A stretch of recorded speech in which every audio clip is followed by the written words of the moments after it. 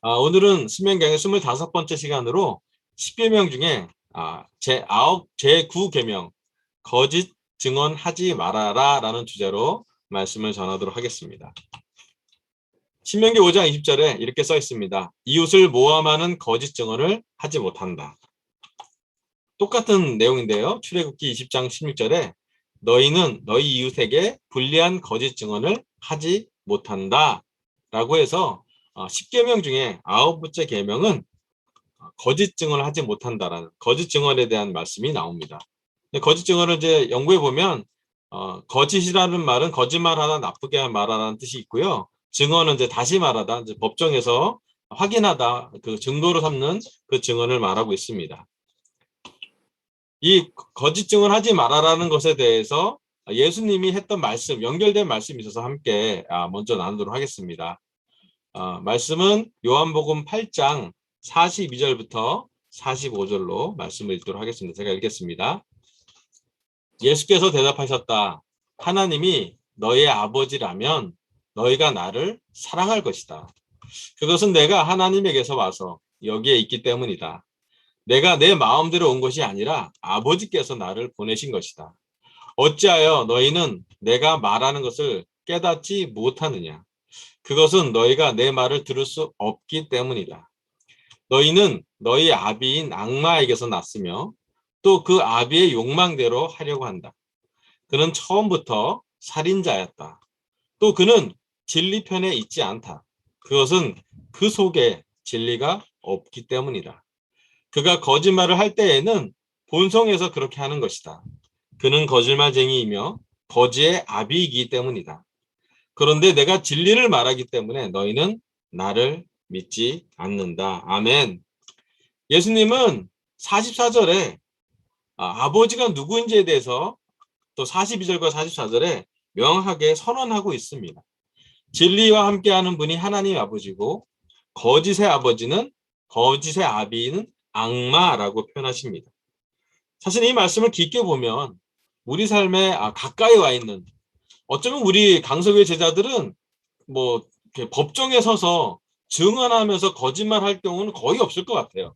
이 십계명에 나온 것처럼 이런 경우는 거의 드문 경우이지만 우리 삶에 가까이 좀 적용시켜 보면 우리 삶의 거짓말에 대해서 속이는 것에 대해서 예수님이 어떻게 보이는지를 명확하게 볼 수가 있습니다.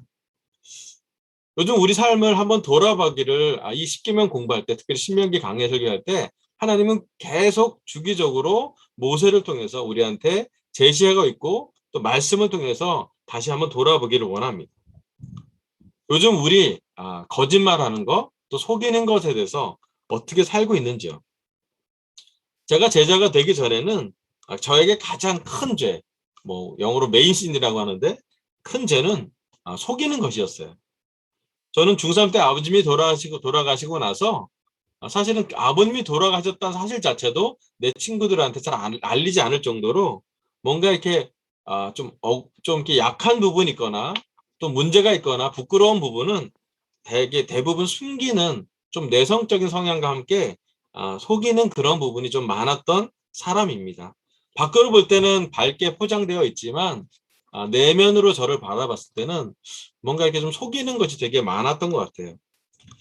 그래서 사실은 이 말씀은 겉으로 보면 우리가 뭐 거짓 증언할 정도로 우리가 큰 법적인 문제에 있는 사람은 많지 않겠지만 우리 삶에 정말 가까이 와 있는 특별히 예수님이 얘기했던 것처럼 악마가 얘기하는 속이는 것과 진리와 함께하는 아버지에 대해서 우리가 오늘 한번 깊게 10계명의 9계명, 9계명을 보면서 거짓 증언하지 않는다는 하나님의 정신, 하나님의 말씀, 하나님의 본질에 대해서 오늘 예수님이 전달했던 그 부분을 우리 삶에 한번 적용해 봤으면 좋겠습니다. 첫 번째 포인트는요. 하나님은 진리의 아버지이고 악마는 거지의 아버지이다입니다. 여기 성경에 나온 것처럼 하나님이 너희의 아버지라면 예수님이 생각할 때는 진리와 함께 있고 또 예수님을 사랑했을 거라고 얘기를 합니다. 하지만 예수님이 얘기한 건 너희는 44절에 너희 아비인 악마에게서 났다고 표현합니다. 근데 사실은 우리가 이제 거짓말에 대해서 얘기할 때 한번 우리 삶에 한번 이렇게 생각해 봤으면 좋겠어요. 우리 주위에 거짓말하는 사람 많이 있죠. 그렇지 않아요? 예. 또 거짓에 대해서 우리는 되게 일상적인 것이 되게 많아요. 대학교 갔을 때는 대신 출석하는 대출도 많이 하고 컨닝도 많이 하는 그런 것도 봤고, 여러분 직장에서 보면 거짓말하는 사람 보이잖아요. 가까운 거에는 뭐 직장 상사가 나 없다고 말해라, 뭐 그럴 때마다 우리는 계속 어떻게 얘기할지 좀 고민되기도 합니다. 그런데 예수님이 말씀을 전할 때 가장 단순하고 명확하게 전달했던 것은 뭐냐면 거짓말의 아버지가 악마라는 것이었어요. 하나님은 진리와 함께 계시고 거짓을 하는 것, 속이는 것은 바로 사탄 악마의 모습이라고 합니다. 근데 악마가 우리 삶에 어떻게 들어오는지 볼 때 좀 신기한 모습이 있어요.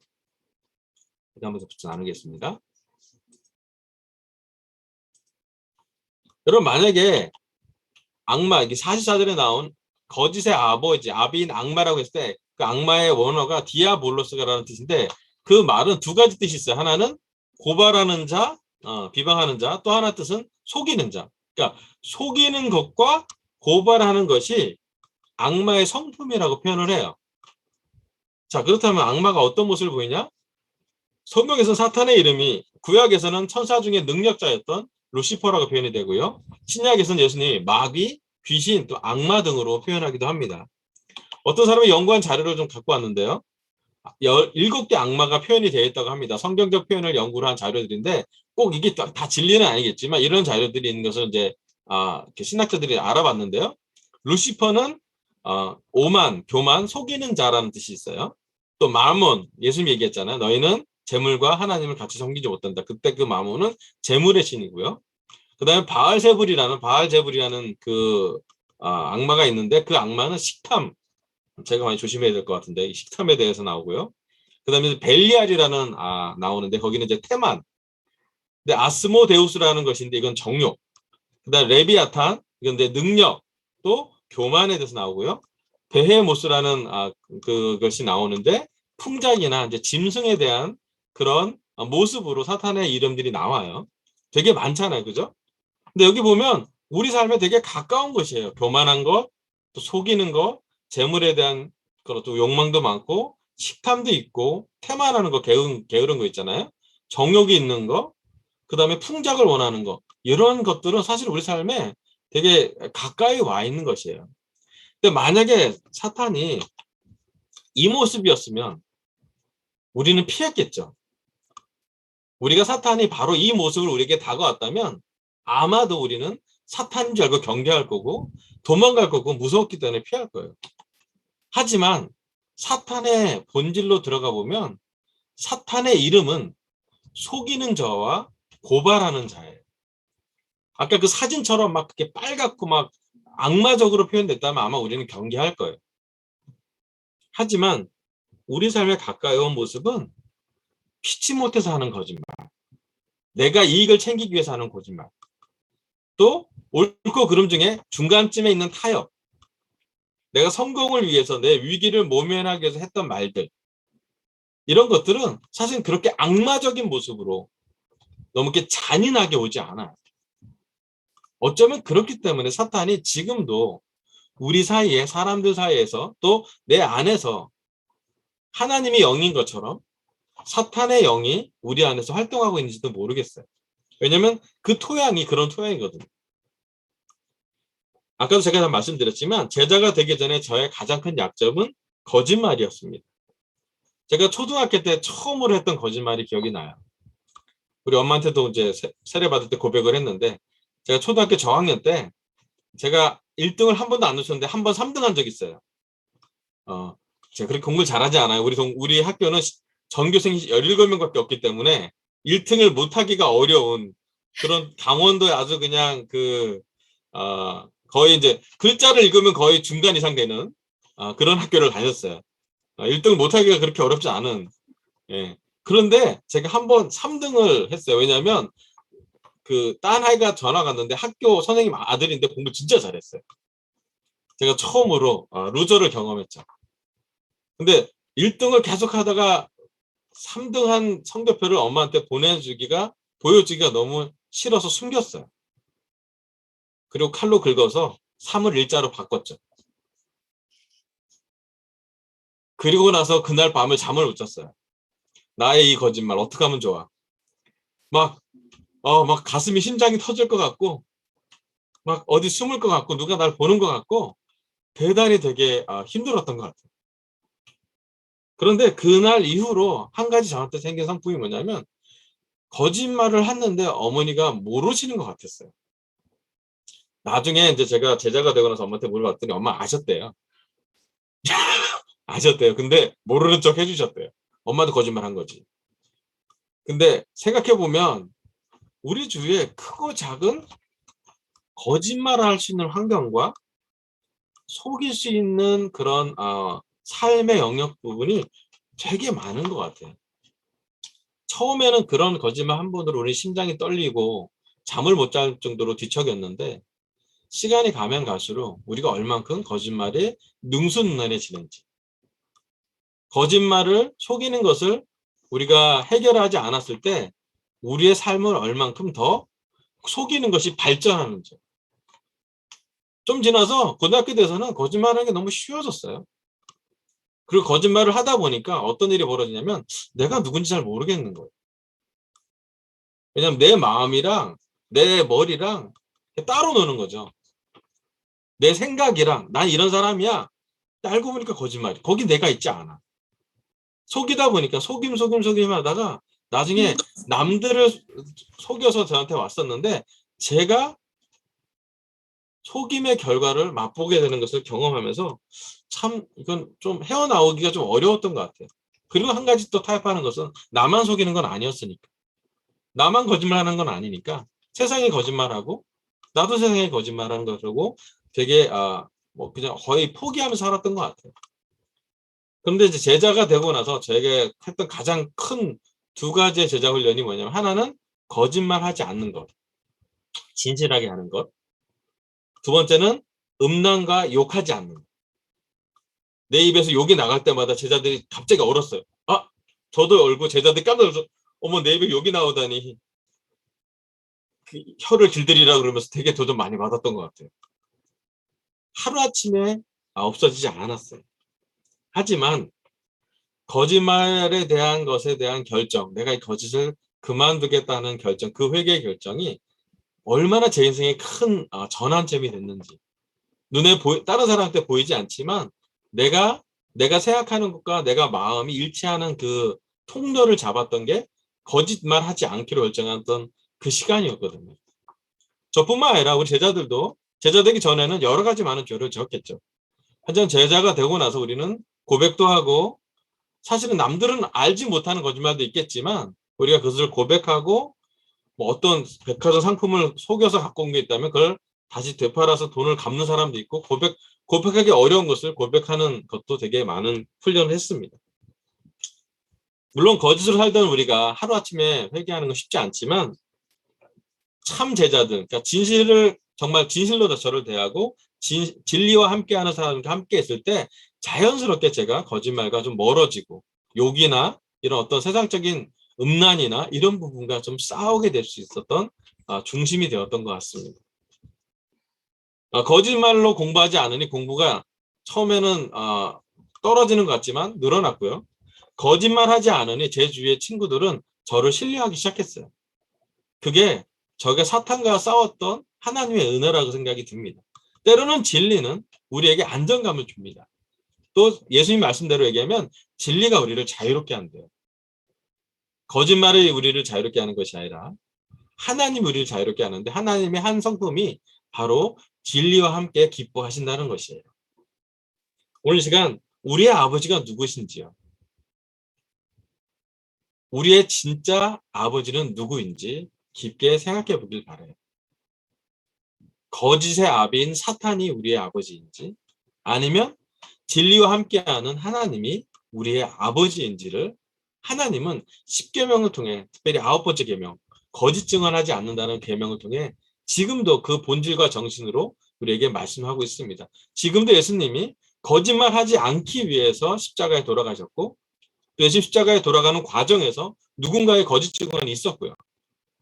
또 그 당시에 바리새파 사람이나 율법학자들이 겉으로는 되게 거짓말하지 않은 것처럼 보이지만 속이 얼마나 썩어 있는지는 예수님은 보았던 것 같습니다. 오늘 시간 하나님이 진리의 아버지고 악마는 거지의 아버지인데 오늘 누가 우리의 아버지 될 것인지를 다시 한번 결정하고 확인하는 시간이 되길 바랍니다. 아멘. 네, 두 번째 포인트는 다시 화면을 공유하면서 진행하도록 하겠습니다.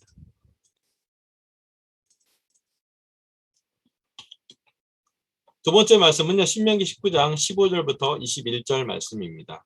제가 한번 읽어볼게요. 어떤 잘못이나 어떤 범죄라도 한 사람의 증언만으로는 판정할 수 없습니다. 두세 사람의 증언이 있어야만 그 일을 확정할 수 있습니다. 남에게 죄를 뒤집어 씌우려는 나쁜 증인이 나타나면 소송을 하는 양쪽은 주님 앞에 나와 그 당시의 제사장들과 재판관 앞에 서서 재판을 받아야 합니다. 재판관들은 자세히 조사한 뒤에 그 증인이 그 이웃에게 거짓 증언을 한 것이 판명되거든 그 증인이 그 이웃을 해치려고 마음먹었던 대로 그 이웃에게 갚아주어야 합니다. 그래서 당신들 가운데서 그런 악의 뿌리를 뽑아야 합니다. 그러면 남은 사람들이 이 말을 듣고 두려워하여서 이런 악한 일을 하는 사람이 당신들 가운데서 다시는 생기지 않을 것입니다. 당신들은 이런 일에 동정을 베풀어서는 안 됩니다. 목숨에는 목숨으로, 눈에는 눈으로, 이에는 이로, 손에는 손으로, 발에는 발로 갚으십시오. 아멘. 구약의 율법에 가장 유명한 말씀이 여기 하나 나옵니다. 눈에는 눈, 이에는 이라고 우리가 많이 이해하는 말씀이 신명기 19장에 기록되어 있습니다. 근데 눈에는 눈이라는 이 대응하는 말씀의 가장 그 뿌리는 무엇이냐면 거짓 증언하는 사람들에 대한 방지책이었어요. 여기 18절에 나온 것처럼 19절에 나온 것처럼 당신들 가운데 그런 악의 뿌리는 뽑아야 한다고 성경은 기록하고 있습니다. 오늘 이제 설교 두 번째 포인트는요. 거짓의 뿌리를 뽑아라입니다. 성경 말씀은 이 기록하고 있습니다. 우리가 만약에 우리가 거짓할 수 있는 환경이 있는데 그 타협해서 거짓말하는 사람이 드러나도 우리가 그 거짓을 강력하게 대응하지 않는다면 우리 삶에 어떤 일이 벌어지는지에 대해서 성경은 기록하고 있습니다. 사실 대부분의 죄가 그렇습니다. 우리가 어떤 죄를 가만히 이렇게 놔둬주면 죄가 자랍니다. 죄가 죄를 낳고요. 그 죄가 죄를 낳고 난 다음에 어떤 일이 벌어지냐면 우리가 하나님과 멀어진 나머지 죄가 죄를 계속 낳으면서 죽음에 이르게 한다고 야고보서는 기록하고 있습니다. 우리가 거짓말을 또 거짓하는 우리의 본성을 알고 있는 저와 같이 거짓이 약점 있는 사람들한테는 이 말씀이 깊게 와닿았으면 좋겠습니다. 악은 뿌리부터 뽑아야 한다는 것이에요. 제가 우리 교회 와서 가장 감사했던 건 뭐냐면 제 삶의 어떤 도덕성을 좀 개량할 목적으로 개선을 목적으로 제가 제자가 되지 않았다는 거예요. 일부분을 고치려고 제자가 된 것이 아니라 저의 전부, 저의 중심을 바꾸기 위한 것이 바로 제자가 되는 과정이었습니다. 지금 생각하면 그게 너무 감사해요. 왜냐하면 제가 만약에 부분적인 것을 조금 더 좋은 선한 모습, 좀 더 나이스한 모습으로 제가 살려고 했다면 제가 제자로 못 살았을 것 같아요. 아마 회개도 나이스하게 했을 거고요. 믿는 것도 나이스하게 했을 거고요. 겉으로 피상적으로 말씀도 나이스하게 봤을 거예요. 하지만 성경은 나이스하지 않습니다. 성경은 표면적으로 끝나지 않아요. 하나님이 명확하게 이야기하십니다. 악은 본질부터 뿌리부터 뽑아야 한다고 이야기하고 있습니다. 계속 화면 공유를 하도록 하겠습니다. 갈라디아서 6장 7절에서 9절 말씀을 우리 함께 봉독해서 오늘 마지막 구절인데요. 한번 읽어봤으면 좋겠습니다. 갈라디아서 6장 7절에서 9절입니다. 자기를 속이지 마십시오. 하나님은 조롱을 받으실 분이 아니십니다. 사람은 무엇을 심든지 심은 대로 거둘 것입니다. 자기 육체에다 심은 사람은 육체에서 썩을 것을 거두고 성령에다 심는 사람은 성령에게서 영생을 거둘 것입니다. 선한 일을 하다가 낙심하지 맙시다. 지쳐서 넘어지지 아니하면 때가 이를 때에 거두게 될 것입니다. 아멘. 여기 말씀 보면 갈라디아서에서 사도 바울은 자신을 속이지 말라고 합니다. 사실 이 말씀은 우리에게 좀 깊은 찔림을 줄 것 같아요. 왜냐하면 우리가 다른 사람을 속이는 것을 허용하다 보면 어느새 우리 자신도 속게 된다는 것이에요. 우리 제자 삶의 가장 기초는 복음에 대한, 하나님 말씀에 대한 믿음입니다. 믿음의 기초는 의심될 만한, 거짓될 만한 것을 제거하는 데 있어요. 우리가 오늘 거짓말에 대한 또는 우리가 속이려는 우리의 성품에 대해서 해결하지 않는다면 우리는 끊임없이 의심의 그 늪에서 헤어나오기 어려울 거예요. 제가 거짓말 할 때 느꼈던 건 뭐냐면 거짓말의 끝은 어디인지 내가 어딘지 모른다는 것이에요. 내가 아는 것과 내가 갖고 있는 마음과 분리되어 있게 되고요. 내 관계들도 언제 거짓말을 드러낼지 모를까 봐 불안해지는 관계가 있는 것이었어요. 물론 우리가 거짓말하지 않기 위해 속이지 않게 살았기 때문에 우리 제자 중에 손해본 사람도 있을 거예요. 저는 대학교 때 제일 앞에서 컨닝하지 않고 시험 쳤어요. 제가 제일 억울했던 게 뭐냐면 컨닝했던 친구가 장학금을 받은 걸 봤어요. 제가. 저는 못 받았습니다. 그때. 너무 억울했어요. 진짜 이렇게 억울할 뿐만 아니라 분노했죠. 그 친구는 정말 정답을 적어냈어요. 근데 내가 너무 이렇게 그날 그 제자들한테 그 대학 캠퍼스 때 나누면서 울었던 기억이 나요. 너무 억울하다고. 와, 그런데 생각해보니까 한 학기 장학금을 못 할 수는 있겠지만 저한테 남았던 유산이 뭘까? 한 학기 장학금은 대단히 큰 돈이고요. 한 학기 장학금은 우리 가정에 되게 큰 도움이 됐어요. 근데 그거보다 더 큰 게 뭘까? 거짓말하지 않는 거에 대한 저의 가치였어요. 난 이제 이 정도로 속이지 않는구나. 이 정도로 나는 하나님과 함께 있는 거구나. 왜냐하면 하나님과 함께 있는 것이 어떤 세상적인 유익보다 소중한 거구나. 그리고 다른 사람은 박수 치지 않았지만 그때 제자들은 막 박수 치고 난리 났어요. 너무 잘했다고. 어느 대학생보다 그 싸움이 더 어려웠기 때문에. 여러분 저뿐만 아니라 지금 설교 듣고 있는 분들도 거짓을 행하지 않았기 때문에 크고 작은 대가를 치를 수도 있을 거예요. 저뿐만 아니라 여러분도 여러분 삶에 어쩌면 지금도 거짓말하지 않기 때문에 속이지 않기 때문에 손해보는 부분이 분명히 있을 것 같아요. 하지만 이 말씀이 있습니다. 자기를 속이지 마십시오. 하나님은 조롱을 받으실 분이 아니라고. 여러분 우리가 거짓말하지 않을 때 가장 기뻐하시는 분은 하나님과 예수님입니다. 더 놀라운 건 육체에다 심는 사람은 썩을 것을 거두고요. 성령에다 심는 사람은 영생을 거둔다고 했어요. 우리가 하고 싶은 것은 영생이잖아요.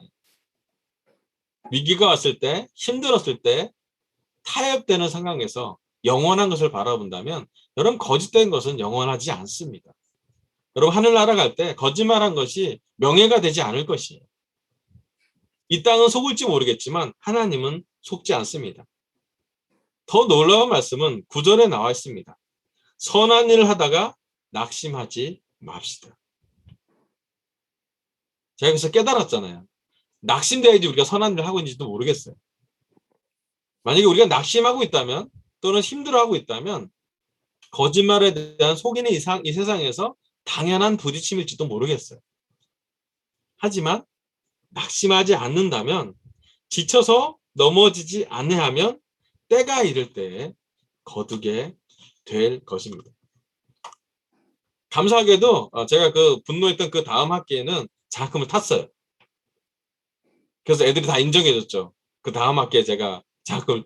그래서 되게 기뻤던 것 같아요. 저는 있는 그대로 흘력을 했고 그대로 사람들이 봤기 때문에. 그 다음에 때는 친구들이 인정해줬어요. 얘는 거짓말하지 않기 때문에. 그래서 교회에 초대하기도 쉬웠고 또 제 삶에서 군대에서 두드러 맞으면서도 거짓말하지 않아서 저한테는 신뢰가 될 만한 관계가 남았던 것 같아요. 그리고 그 관계는 다들 지금 여러분과의 관계인 것 같습니다. 우리가 마음을 여는 환경에 거짓을 써는 안 되겠죠. 우리가 서로를 신뢰할 때 의심해서는 안 되겠죠. 불안하거나 걱정이나 염려 때문에 사탄이 공격 때문에 하나님이 보호해준 십자가의 보혈로 이렇게 안정감을 만들어준 그 거짓말에서 자유함을 받은 우리의 특권을 놓치지 않았으면 좋겠습니다. 여러분, 거짓으로 사는 것보다 진리와 함께 사는 것이 훨씬 자유로운 것은 경험해 봐야 아는 것이에요. 머리로 아는 것도 아니고 그냥 남들이 얘기해서 아는 게 아니라 그렇게 살아볼 때 정말 느끼는 자유인 것 같습니다. 거짓을 떠났을 때 우리는 안정감을 갖습니다. 그리고 거짓을 떠났을 때 우리는 믿음과 신념을 함께하고 또 거짓을 떠난 의로운 자들, 시편에 나온 것처럼 의로운 자들과 함께 있는 이 시간이 우리는 기뻐하는 시간입니다. 하나님은 진리와 함께 기뻐합니다. 거짓의 뿌리를 뽑기로 결정하고 우리 자신을 속이지 않았으면 좋겠습니다. 또 속이더라도 하나님이 보여주실 거예요. 그리고 하나님이, 예수님이 우리가 거짓말하는 속성이 있는 그런 죄성이 있는데도 불구하고 예수님 십자가로, 근데 십자가는 양립되잖아요. 우리의 거짓말도 드러나고 그렇기 때문에 예수님이 십자가를 진 것이 우리를 용서해 준 것이 되기 때문에 그때 우리는 은혜를 느끼죠. 용서받은 것을 느끼죠. 그래서 우리가 용서받았기 때문에 용서해 줄 수 있고요. 우리가 분명히 법정에서 죄인이라고 취급받을 수 있었는데 그 취급받는 것을 예수님이 십자가 때문에 뛰어넘을 수 있는 걸 보고 우리는 감사함을 느끼게 됩니다. 오늘 시간 우리 마음이 하나님 관계에서 뭔가 드라이하다면 다시 한번 우리 마음 깊숙한 곳에 들어가서 악마가 뿜어주고 악마가 우리한테 심어놓은 것이 있지 않는지 한번 확인해 봤으면 좋겠습니다. 악마는 우리에게 거짓된 것을 심을 거고요. 속이는 것, 그 다음에 고소하는 것, 비판하는 것, 부정적인 비판으로 우리를 넘어뜨리려고 노력할 것입니다. 설교 이제 마무리하도록 하겠습니다.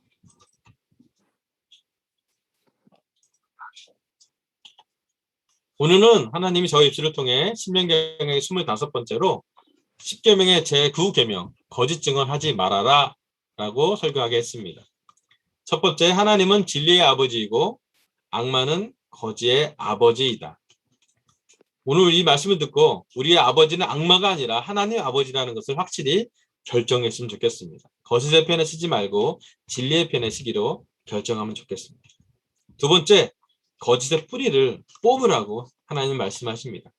우리가 거짓의 뿌리를 뽑기로 결정하고 우리 자신을 속이지 않는 것부터, 우리가 솔직히 서로를 관계를 가져가는 것, 솔직하게 마음을 나누는 것부터 우리 자신을 속이지 않는 것을 결정하기를 바라면서 설교를 마치도록 하겠습니다. 감사합니다.